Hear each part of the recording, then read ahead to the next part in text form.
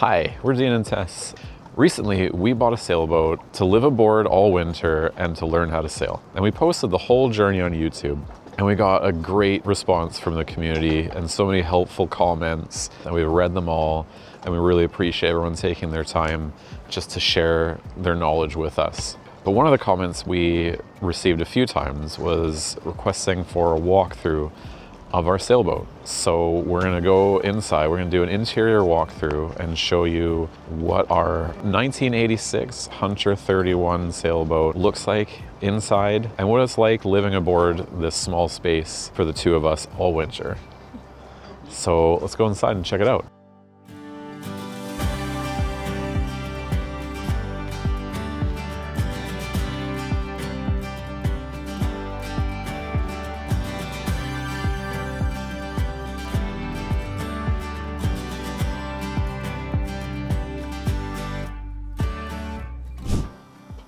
Welcome aboard. We're going to show you around the interior of our beautiful new boat. Let's start with the galley. This is actually a pretty spacious galley here, which is something we were looking for. So we can do some fun meals and cooking in here. There's a lot of boats we're looking at that just had just this corner, just a stove and a sink and no counter space. So here we have a lot of space to prep. We have our nice little snack cupboard, very deep snack and alcohol, important. And we actually have a 3-burner stove and an oven, which is pretty great. Unfortunately, we have a pretty small propane tank, so it limits us on using the oven for now until we get that upgraded. And yeah, lots of storage in here that we're still working out. We have a top loading fridge freezer combo, which is pretty jammed right now. So if you need anything from the bottom, good luck. Pretty workable galley, so works really well for us for actually living aboard, not just cruising. That's what a lot of these galleys are set up for. That's the galley, let's move on.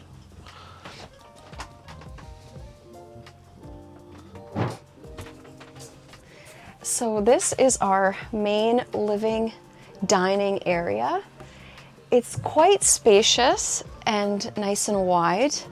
So this is where we have our dinners. It also turns into our main bed. And then we've got our nice settee on the side, which could be an extra bed for guests. It's actually, these cushions are quite comfy. We do put on an extra mattress for our every night sleeping, but these are great to sleep on. This is our little TV area with the side settee. We're not sure if we want to mount the TV on this wall here, because this kind of brightens the space, and I feel like if we put the TV there, it'll darken the space a bit, and we'd have to drill through this wood, so we're not sure if we want to do that. So for now, the TV is in this nice alcove with little lights around it. So let us know what your thoughts are, because we're not really sure. If we're underway, we might have to bungee this TV so it doesn't go anywhere. But that's what it is for now. I think this works quite well. So this is our eating area, our dining area. It's quite nice with this kind of custom countertop. We haven't seen this in any other Hunters, so it's quite beautiful and different. And then one of the best parts of this table is we have a little games area, a little hidden area where we can put all of our card games and things. So that is quite fun and one of our favorite things on this boat, actually. The original Hunters around this age were all carpeted on the sides here, but the previous owner was trying to battle mold, and so he replaced it with these nice teak pieces on both sides here of this main area, and then in the V-berth as well. So this used to be gray carpet, just quite ugly. We've seen the photos. One downside to these kind of monohulls without a pilot house is it can get kind of dark and basement suite feeling down here. So one of our important purchases that we got right away was getting this nice sun lamp here to kind of mimic daylight, and it really like brightens the place up on gray, dreary days like today. You wouldn't even guess. Another thing that we bought here was, Tess bought me this picture to look at on the worst dreary days, for something to look forward to for our sailing goals. Hopefully someday this will be us. This is the dream. This is actually, I think, the Sandblast Islands in Panama where we almost went. So one day this will be us. We'll go back to Sandblast Islands in our own catamaran. Another thing that I like about this boat is the stereo system that's built in with some pretty nice speakers that can connect by Bluetooth to our phones. So a lot of music opportunities in here. Some of the questions that we got asked a lot in our last videos were about how we're gonna get through this winter, how we're dealing with the condensation, water ingress, and just staying warm in here. And so far, I mean, we are already in December here, and it's been a pretty mild winter. We're in a part of Canada here that doesn't see as low temperatures and as much rain, but we have been dealing with leaks, which I think I'm getting a handle on.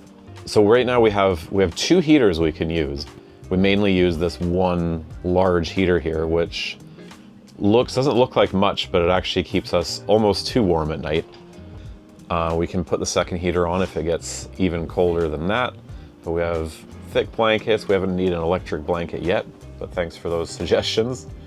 And so far we have just this small little dehumidifier, which does grab a decent amount of water per day, and this little dry-z air with the little pellets to kind of help keep the moisture out. And we have some little pellets in drawers as well. And we have our store dry air circulator that we keep in the V berth here. So far has been working. We're still dealing with moisture and condensation in the hard to reach places, but there might not be much we can do about that right now. But we're trying to stay on top of it as much as we can. We're also lucky enough to have forced air diesel heater with vents all throughout the boat here. Unfortunately, it doesn't work right now. We do have the replacement heater, and all we have to do is swap out the broken one for the new one, but the space to get there is very tight, so that's going to be a whole other mission that I'll have to do eventually. So in terms of sleeping arrangements, we have 3 different berths that we can use in this boat, which is nice for having guests eventually when they actually want to be here in the nicer weather. We have the V berth up here, which is a little tight and a little rocky for us some nights. And we have the aft quarter berth back here. And it's the biggest berth in here, but it can get a little claustrophobic in there as well. So we actually end up turning this into a bed on most nights, which, you know, it's a lot of work to do every day, but we kind of got used to that living in a van. It's pretty comfortable, pretty open up here, and only takes us a couple minutes now, so that's kind of our preference. And up here in the V berth and also back of the quarter berth, this is where we keep all our clothes in the hanging lockers, and then also just in here, I tend to keep them in packing cubes just to keep the moisture away from them. And there's just generally lots of storage in here. We've got little holes here where we put some of our appliances.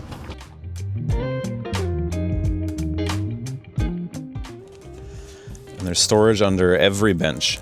And our little head here is pretty compact. We have a manual Jabsco toilet, and there is no shower right now, but luckily the marina does have showers, brand new bathrooms, and a laundry room for us to use. So we don't miss having the shower yet, but maybe once we start getting out there We might want to install a shower in here just for ease, but for now, it's a functional head. It's pretty tight for people with broad shoulders. Yeah, as you can see, I kind of have to come in here sideways. When guests are here, there's even nice little privacy curtains so we can block this section off. So another question that we got asked quite a lot is, how do we manage to live in such a small space, just the two of us? And that is something we're still figuring out. We got used to small spaces while we were traveling for years in small hotels and in a van for the whole summer. And so it was kind of a build up to living a lifestyle like this. And it is still difficult. We're still kind of tripping over each other. We still have to push past each other. So it is a struggle, but I think that the lifestyle this affords for us and the freedom and just being in a space that we own ourselves makes it worthwhile. So far, we're not through the winter yet. I think the nice thing is that we have different parts of the boat to go to. So if I want to read and get away from Dean, I can go to the V berth and I've got my own little area.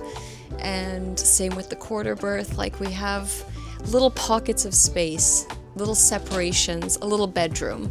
So it's kind of like having a 2-bedroom apartment, but we just pay about a third of the price. Just seeing how we can get through this winter as cheaply as we can and learn as much as we can has been an ongoing part of the challenge for us. And it makes things a lot more exciting than just sitting in an apartment. Because this is our space that we live and we eat and we sleep, and we also work here. We work remotely, so we have to share this space during a work day as well. And that's another thing that people have asked is, what do we do for work while we're sitting here? And we do freelance video editing, videos like you're watching now. So if you have any projects, maybe a sailing channel of your own you want to kick off, then hit me up. We might have some space to tackle any projects that you'd like. It's a little shameless plug. But yeah, so this is how we live during the day. This boat takes on a whole new life at night.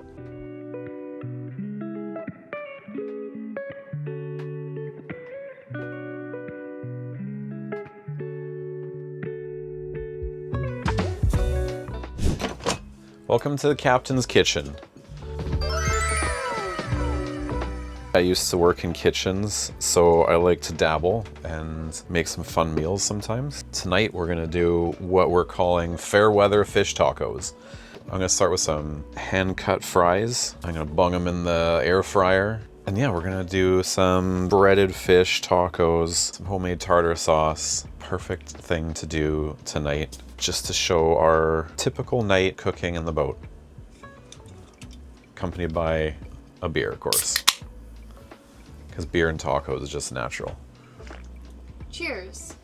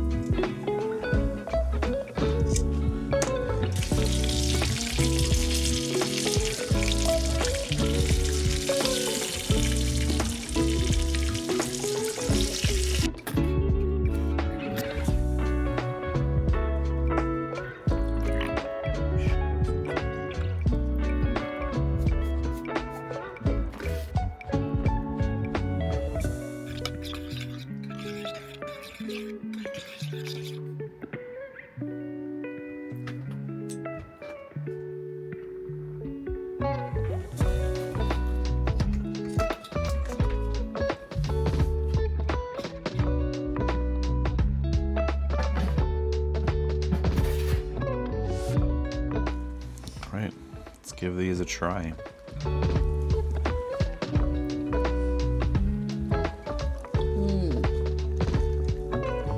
Nice. Very nice. First fish tacos on the boat. A success, I'd say.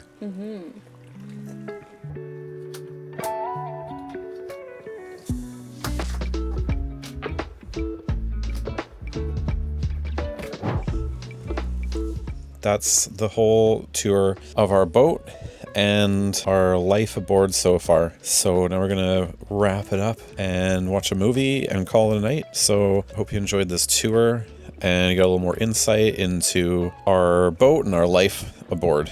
Stay tuned. In the next episode, we're back to just fixes and trouble. So this is a little lighter, fun side of live aboard. And we'll get back to reality real soon. But thanks for watching this one, and we'll see you in the next video.